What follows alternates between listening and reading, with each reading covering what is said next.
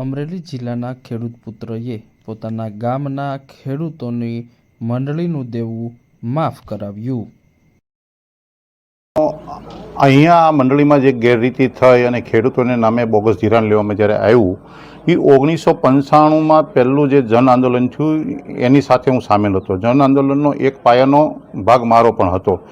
એ સમયથી ને ખેડૂતોની પરિસ્થિતિ, ખેડૂતોની વેદનાને હું ખૂબ સારી રીતે જાણતો હતો, પરંતુ સંજોગો અને પરિસ્થિતિ જુદી હોવાને કારણે 30 વર્ષ સુધી અનેક આંદોલનો થયા, અનેક રજૂઆતો થઈ, અનેક કેસ કબાડા થયા, છતાં પણ આનો કોઈ નિવાડો આવે એમ નહોતો। પરંતુ તાજેતરની અંદર મારા માતુશ્રીનું અવસાન થયેલું ત્યારે એક એની મનની એવી એક ઈચ્છા હતી કે ભાઈ મારી પાસેના જે દાગીના પડ્યા છે, મારી પાસેની જે બેલેન્સ પડી છે, એ જો તમારે ભાઈઓમાં ન જોતી હોય તો એવી જગ્યાએ વાપરજો કે જેથી કરીને મને એનો આનંદ થાય। તો હમણાં થોડા સમય પહેલાં મારા બાની પુણ્યતિથિ ગઈ, એ સમયે મેં અને મારા મોટા ભાઈ બે નક્કી કર્યું કે જે ભગવાનની મહેરબાનીથી આપણે આર્થિક થોડાક સુખી સંપન્ન છીએ તો બાની જે ઈચ્છા છે આપણે તકતી એના નામની ન લગાવીએ, પણ ખેડૂતોના નામમાં બાના નામની તકતી લાગે એવી ભાવનાઓ સાથે આ જીરા ગામના ખેડૂતોનો વર્ષોથી ચાલતો પ્રશ્ન કોઓપરેટિવ બેંકની સાથે સેટલમેન્ટ કરીને ટોટલ 90 લાખ વધારે રૂપિયા ભરપાઈ કરવામાં આવ્યા છે અને આનો ખૂબ અમને અને મારા પરિવારને આનંદ છે। કારણ કે હું માનું છું ત્યાં સુધી હું જાહેર જીવનનો માણસ છું અને આવી અનેક પરિસ્થિતિઓ મેં જોઈ છે।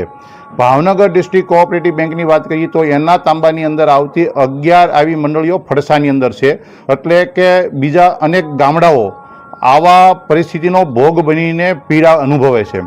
ત્યારે મારી બીજા ગામોના આગેવાનોને જે સુરત, અમદાવાદની અંદરથી ઉદ્યોગપતિઓ છે એને પણ વિનંતી છે કે આવો તમે તમારા ગામની અંદર 2 વ્યક્તિ, 5 વ્યક્તિ, 10 વ્યક્તિના સમૂહની અંદર 5-5, 10-10 લાખ રૂપિયા કદાચ અન્ય જગ્યાએ આપણે દાન કરતા હશું, એવું જ દાન ખેડૂતોને નામે એક વખત કરીને આપણે એને ટેન્શન મુક્ત કરીએ, ભયમુક્ત કરીએ અને ખેડૂતોને નિર્ભય બનાવીએ એવી મારી આપ સૌને વિનંતી છે।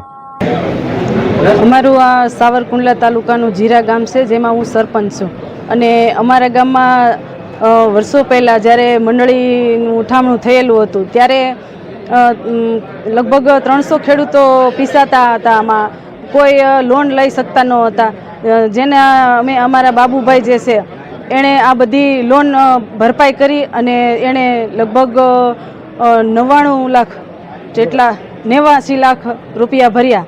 અને એમાં એવું છે કે જ્યારે આજે લાભપાશમના દિવસે અમારે આજે એક ઐતિહાસિક શુભ દિવસ છે અમારા ગામમાં। જ્યારે મારા સસરા હતા ત્યારે એમણે પણ જ્યારે ખેડૂતોની મંડળી લોન લીધી હતી ત્યારે એણે લોન ઉપર એણે એક મોરચો માંડ્યો હતો, પણ એનું સપનું પૂરું ન થયું અને જે એનું સપનું આ બાબુભાઈ ચોડવડિયાએ પૂર્ણ કર્યું એનો હું દિલથી આભાર માનું છું। કેટલા ખેડૂતોનો નોંધ આવ્યા? 300 જેટલા।